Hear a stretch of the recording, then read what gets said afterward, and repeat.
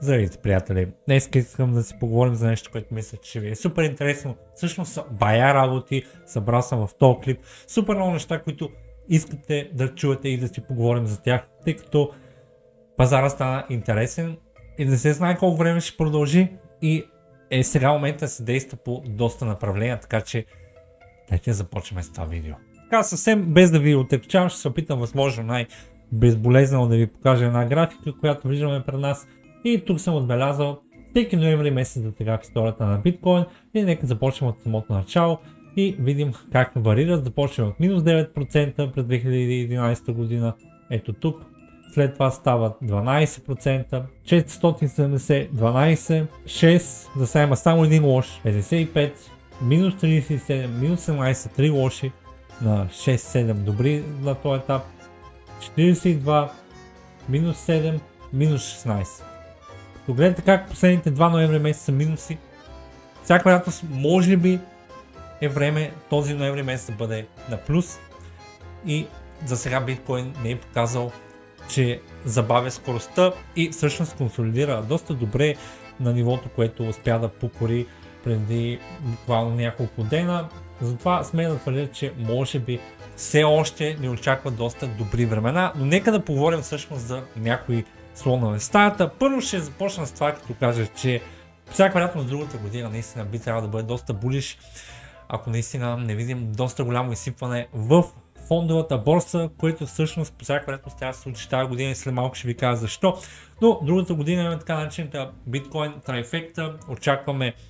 биткоин халвинга, очакваме биткоин спот ETF-а, като трето остава пивотът на Феда, който по принцип е белиш, но винаги знаем, че има пауза, която обикновено се приема булиш и ако тези три неща съчетаят по този начин, Bitcoin Bull Market Confirmed. Ако сега разгледаме чарта на S&P спрямо на печатаните пари, виждаме, че той за трети път практически удари един и същ резистанс, като първи път, в който удари резистанс е през 2020 година преди COVID краша, втория път е респективно пикът, който имахме през ноември 2021 и третия път е сега. Като въпреки това обаче виждаме, че има някакъв аптренд все пак и тук и не е невъзможно да слезем до доста ниски нива. Надявам се да не го направим, тъй като биткоин има нужда от това, но аз ви казах, че когато консолидират S&P, Nasdaq и Dow Jones, биткоин започва тогава да помпи и да ги настига и всъщност виждаме дивергенция в тяхните чартове, но виждайки този спад тук, на мен ми говоря няколко неща или тестваме този рейндж или по всяка вероятност ще постигнем по-ниски нива, но искам да ви покажа, че всъщност такъв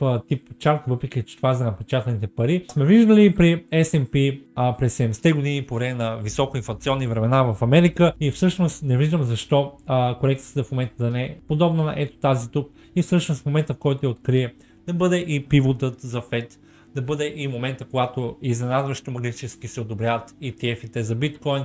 и да бъде доста близо и покрай халвинга. Така че има доста добър bull case, въпреки това, че в момента S&P като цяло финансовите пазари не изглеждат особено добре. Но това, което изглежда добре е всъщност GDP-то на САЩ, като за Q3 се оказа, че е 4,9, като прогнозата беше 4,5, също предишното 2,1, което всъщност потвърждава, че САЩ има все още гориво в своя резервуар и може би това ще се отрази наистина добре, така че продължаваме да виждаме нови конкурентности в това, че все пак ще видим първо някакво довършване за графиките на Dow Jones и Nasdaq по всяка вероятност и второ, може би огромен бумаркет за крипто. И между другото, както ви казах вече няколко пъти в други клипове, мемкоин сезоните излизат, когато биткоин пробие и приключват, когато биткоин ретрейсне пробива си и започне да консолидира или да пада надолу. Мемкоините гърмят до голяма степен с биткоин, докато ауткоините изчакват биткоин и гърмят след него. Виждаме много интересно нещо в волюмът на Uniswap. Имаме по-голям волюм за октомври, който дори още не е приключил, докато снимам този клип. Спрямо последните месеци, в които падаше обема, разбира се, това не означава кой знае какво, но се събуди всъщност DeFi пространството и виждаме доста интересни неща да се разиграват, като ако трябва да съм честен, мемкоин сезон си абсолютно започна, като виждате доста графики на доста токени започнаха да гърмят. Това са мемкоини, разбира се, има доста други мемкоини, които гледам, че гърмят, като и между другото един от новите претенденти за кралската позиция на мем токените, именно биткоин, който между другото го призовах в 100x групата в ето този момент тук.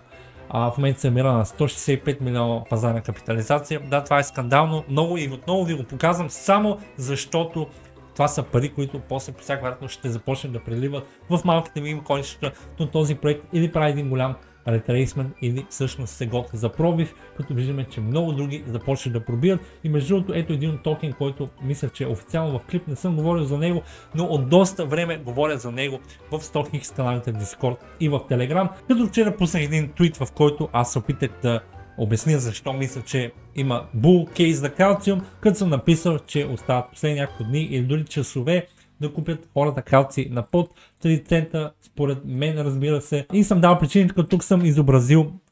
какво виждам аз, и това е за мен Week of акумулация, която се случваше за калци, която супер много приличаше и на традиционната, описана от самият Week of. И сега какво виждаме за калци? Калци всъщност проби, като в момента, в който бях пуснал този твит, калци беше на 2,6 цента, като в момента се намира на 3,5 и беше стигнал дори до почти 40, всъщност 37, и за мен мисля, че калци е доста добър претендент за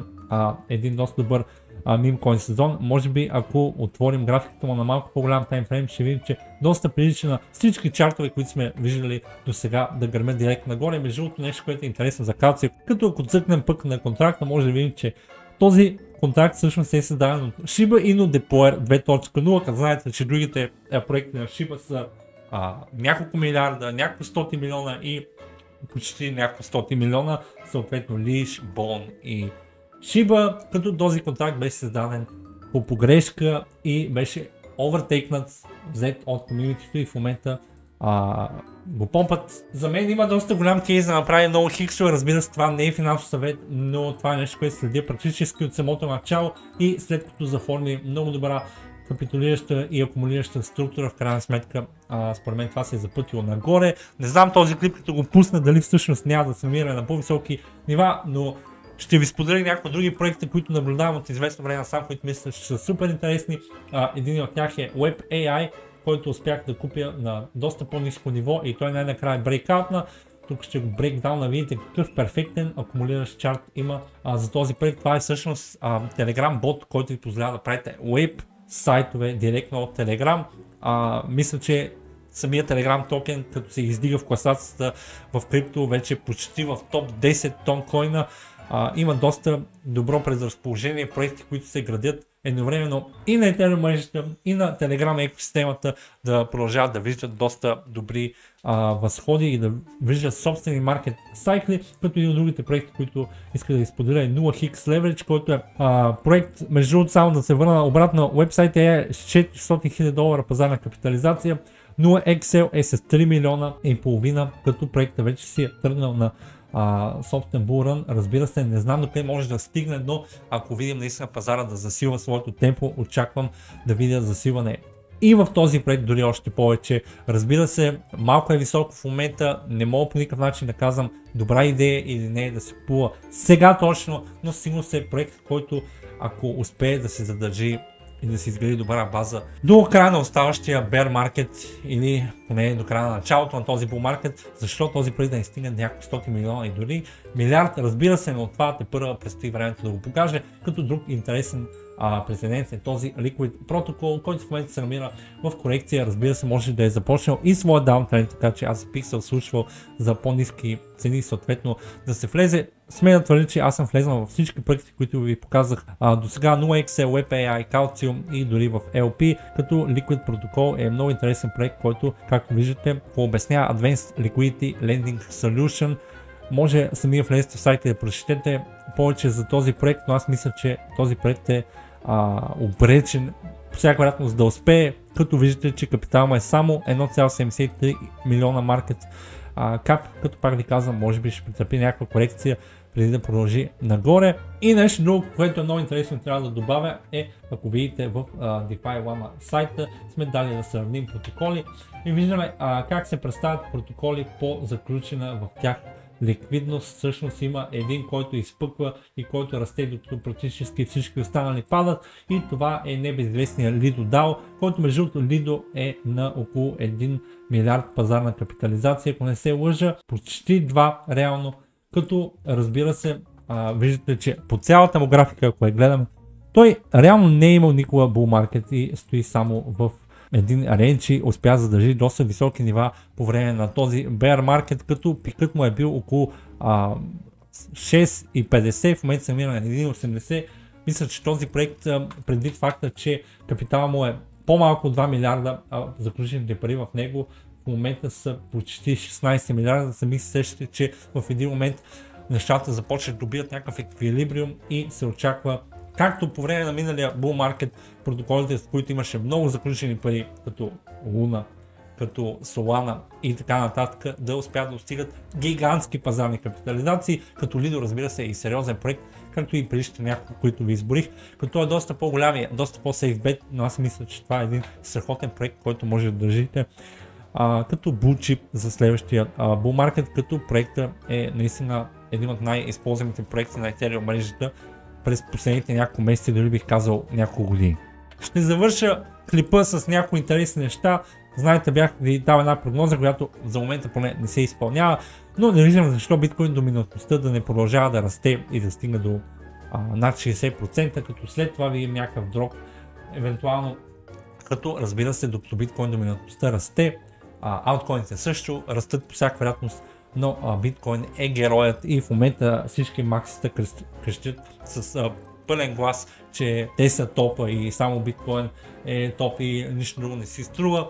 Времето ще покаже дали е така. За сега изглежда, че има други интересни обещаващи проекти, въпреки че те винаги много повече се излагат в bear market, но пак ви казвам, не сме виждали истински bear market за криптопазара и се надяваме да не го видим, въпреки че виждаме така кофти неща да се случат в момента и ако наистина зумнем доста драстично и пак ви казвам, дори махнем от логаритмична скала, тук не изглежда особено добре нещата, но все още има шанс за спасение за тях. Въпреки това обаче виждаме биткоин в ексчейнджите да е на нива по-ниски практически от края на по-миналия на този етап бурън от 2018 година. От 5 години биткоин никога не е бил в по-малко количество на ексчейнджи, така че сами сещате, колкото малко биткоин има в ексчейнджи, толкова по-лесно е цената му да скочи и в момента се намираме на нива, които биткоин е бил около 10 000 долара, в момента се намира близо 4 пъти повече, има същото количество биткоин на ексчейнджи. Дали това ще бъде достатъчно да даде огромен спайк за цената на биткоин до края на годината? Аз лично мисля, че да, особено ако видим и ETF-а се одобрява, макар че имайте предвид, че ETF одобряването може да бъде малко и sell the news ситуация, в която всъщност ако видим биткоин да нараства страшно много преди да е обявен какъвто и да е ETF официално за биткоин, по всяка вероятност в момента, в който го обявят, цената му ще започне да пада. Имайте го и това предвид. И дори виждате на по-малък таймфрейм, че той продължава да прави нови и нови дана за наличие в Exchange. Като абсолютен край на това видео ще ви дам един пресейл, който ще оставя долу в описанието. Започнах отново да излизат добри пресели и сега, особено с потенциално булиш пазар през следващите няколко месеца, в който започне да се преливат пари тук и там и с нарастване на, както виждате, обема в Uniswap, очаквам да видим доста пресели да се представят добре. Тук съм намерил един интересен Oracle Layer 2 Fair Launch, който може да влезете и да разгледате много внимателно. Остават 2 дена, може би докато пусна това видео ще остава само един да се влезе. За момента са събрани около 39 етериума, което го поставя някъде около 100 000 долара пазарна капитализация. Проектът изглежда наистина интересен, обещащ, но пак ви напомня нещо, ако решите влизате, по всяка вероятност, ако направите добри хиксове или дори не толкова, е само 1.5-2 хикс, пак продайте, и това не е финансов съвет, но винаги преселите дъмпват, дори тези, които имат успех. Помните какво стана с Flash, аз все още вярвам в тях. Имаха 4-5 хикс на лаунч с голям хайп, както по всяка вероятност има и този проект, но след това проектите дъмпват. Освен ако наистина не видим пазара да е супер булиш, защото видях доста успешни пресел лаунчове последните няколко дни. Дано ви е било интересно това видео, ако е така, оставете му един лайк, защото не спирам всеки ден да търся нова и нова информация. И се абонирате за канала ми, кажете долу в коментарите какво мислите по въпросите, които ви казах. Ако трябва да ме напсувате долу в коментарите, ваше решение. Всички линкове, които ви касаят, остават долу в описанието. Благодаря, че гледахте това видео. Аз бях Кибернатора, а вие сте чао.